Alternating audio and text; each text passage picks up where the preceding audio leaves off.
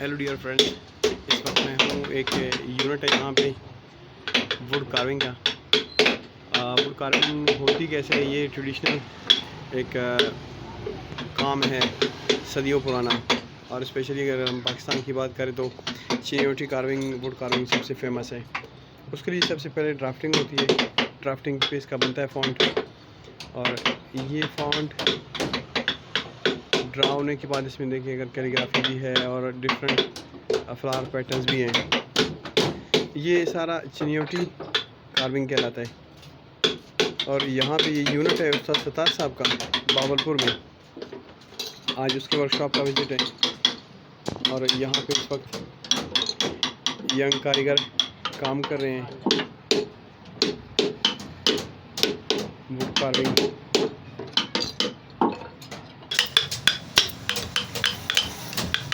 Carving का process बड़ा प्यारा है, मैनुअल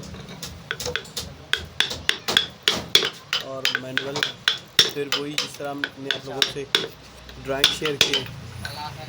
ड्राइंग के बाद फिर ये ट्रांसफ़र होता है इमेज वुड के ऊपर। वुड में मुख्तलिफ वुड यूज़ होते हैं कार्विंग के लिए। कैला है, टाली है, और सबसे जो महंगा है वो टाली जो सबसे महंगा है। और फिर अखरोट का चिलगोज़े का जो वुड है वो बहुत महंगा है।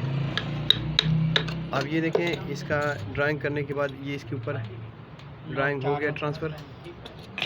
और ड्राइंग के बाद फिर डिफरेंट टूल्स यूज़ होते हैं कार्विंग के लिए।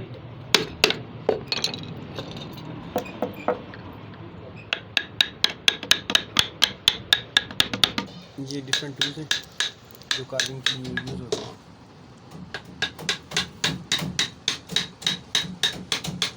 और ये ड्राइंग के बाद फिर वुड के ऊपर भी ड्राइंग मिलेगी। वुड के ऊपर ट्रांसफ़र किया गया इसको, और फिर उसके बाद 3D इफेक्ट के लिए इसको कार्व किया जाता है वुड को।